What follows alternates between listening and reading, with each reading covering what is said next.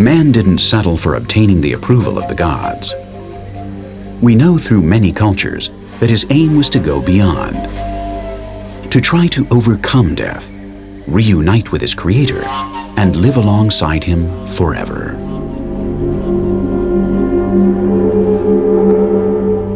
In Peru, two cultures emulated the Egyptians' funerary formulas.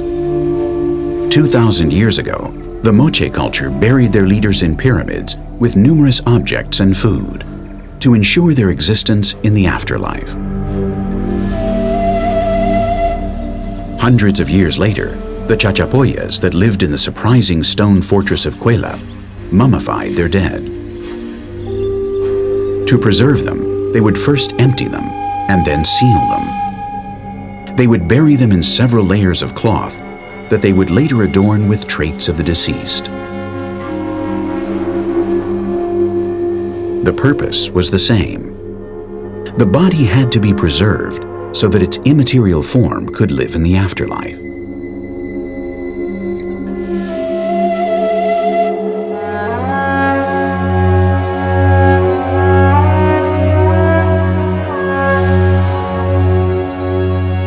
The Egyptians knew that only the magic of the pharaoh and the priests could carry out supernatural deeds and acts. It was thanks to that magic that the universal order was maintained. But its power could also help man to achieve his longed-for desire.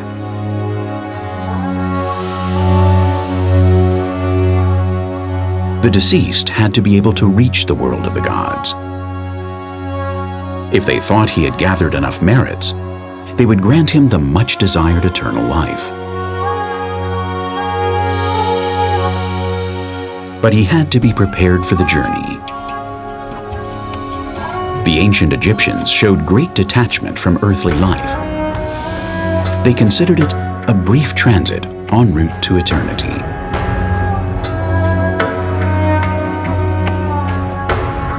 Now we can say that the most important thing for them, that's the life after this, not the real life. Real life was just temporary life for go to heaven, for the life after this.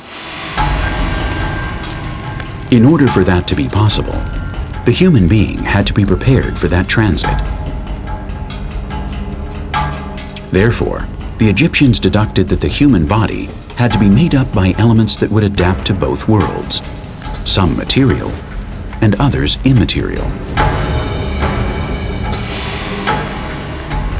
At the beginning of creation, when the demiurge creates human beings, he gives them a body with a series of fundamental elements, so they can face all their earthly and spiritual needs.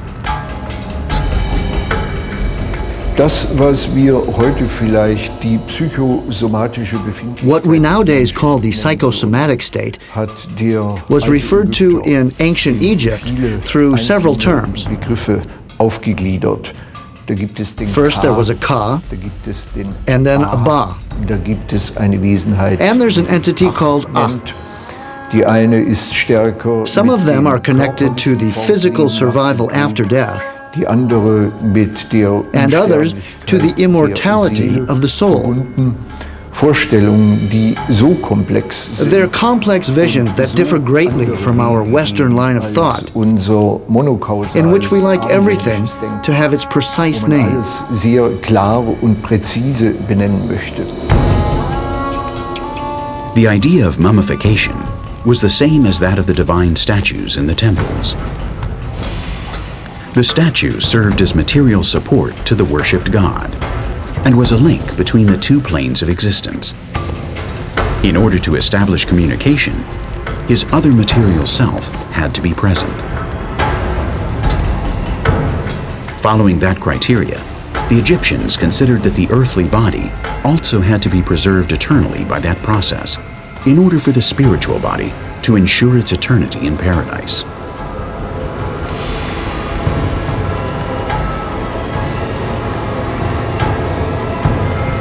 Once embalmed, the deceased had to be prepared for the sacred journey. Im Zusammenhang der Bestattungszeremonien, wie sie in vielen Gräbern, In what concerns the burial aber auch ceremonies, auf Papyri dargestellt, as they are described in many tombs and gibt papyruses, es als eine der zentralen Handlungen die a crucial sogenannte act is what is called Mundöffnung. the opening of the Ein mouth. Priester öffnet The priest symbolisch symbolically die Augen, opens the mummified Nase deceased's eyes, den Mund des nose and mumifizierten mouth, Verstorbenen, reviving his senses. auf diese Weise die Funktionsfähigkeit The der deceased can Sinnesorgane. once again see, Der Verstorbene Smell. beginnt wieder zu sehen, breathe, zu riechen and talk. und zu atmen und zu sprechen und bekommt dadurch die volle Funktionsfähigkeit, ja eine Funktionsfähigkeit, die über die Zeit He regains the ability to use the senses beyond the earthly life, eines irdischen Lebens hinausgeht, denn diese durch die And that regained Öffnung ability wiedergewonnenen will Funktionen work for all eternity. für die Ewigkeit funktionieren. Der Verstorbene The deceased wird dadurch can live eternally. alle Ewigkeit lebensfähig und aktionsfähig.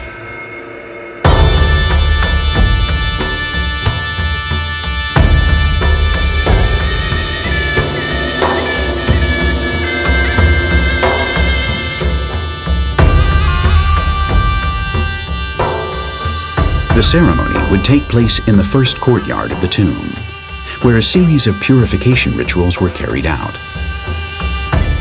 After that, a curious dramatization would take place in the sarcophagus room. One of the priests would play the role of the deceased and had to be awakened by the deceased's son.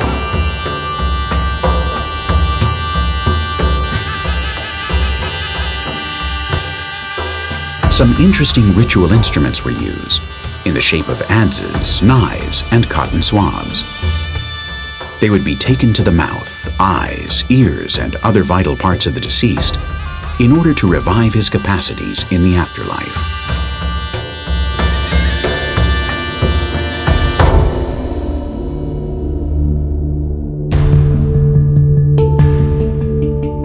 Once in the afterlife, the deceased had to face the judgment of Osiris, the god of resurrection.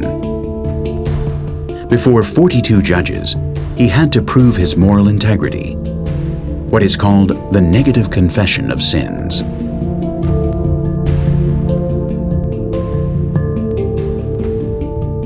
During his life, but after the death, he needs only Osiris to be fair, to be very good person in front of Osiris and telling him that I was very good man, I didn't steal, I was not thief, I was fair man, I work with my hands, I feed the poor people, and Osiris will say, okay, go to heaven. That's the thoughts of ancient Egyptians written in so-called Egyptian Book of the Dead. Junto a la declaración de inocencia del juicio Along with the declaration of innocence of the deceased's judgment, another important episode that seemed to happen in the room of truth, or in the room of justice, is the weighing of the heart. In it, Osiris is standing under a dosel, and there's a scale placed before him in which the heart will be weighed.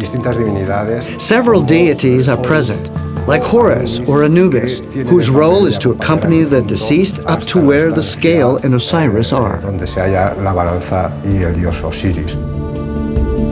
The weighing of the heart consisted basically of placing this organ in one of the pans of the scale and weighing it against the feather of Ma'at, the goddess of truth and justice. If the deceased's sins weighed more than the feather, he was devoured by Ammit, a monster that was part hippopotamus, part crocodile, and part lion. That entailed spending eternity as a non-being, condemned to the punishment of the Egyptian hell. If his heart weighed less than the feather, then the deceased was declared justified and blessed. From that moment on, he would live a placid existence in the afterlife, alongside Osiris.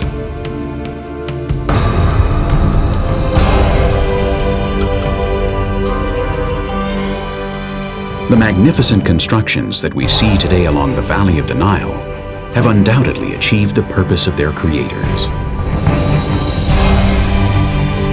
The ancient settlers of Egypt loved the earthly life's beauty, but only as a brief transit en route to the true immortal existence.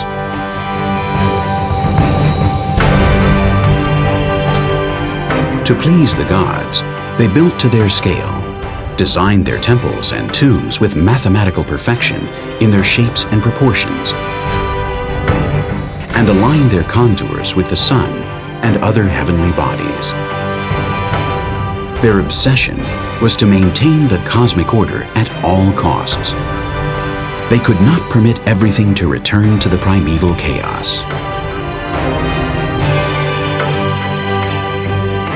To that end, they learned to use language and the magic power of the gods and communicated with them. They discovered where the sun went at night and how it managed to come out each morning. And most importantly, they discovered how to access the underworld to be alongside the gods for all eternity.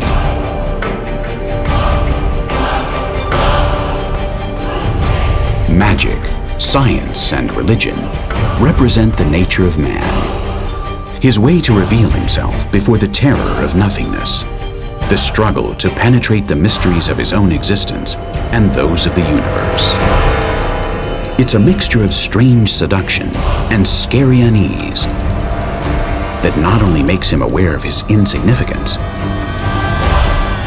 but also allows him to feel proud of his humble human condition.